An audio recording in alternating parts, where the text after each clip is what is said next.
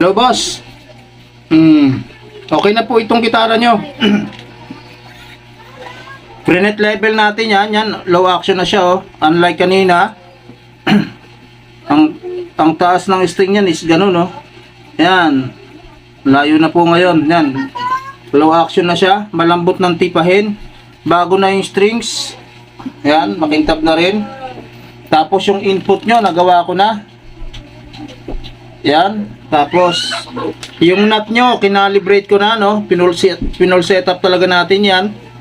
Tapos, etong preamp nyo, okay na, gumagana na. May battery na siya. Nilagyan ko po 2 battery. Yan po. Ngayon, yung playability naman po, i-check natin.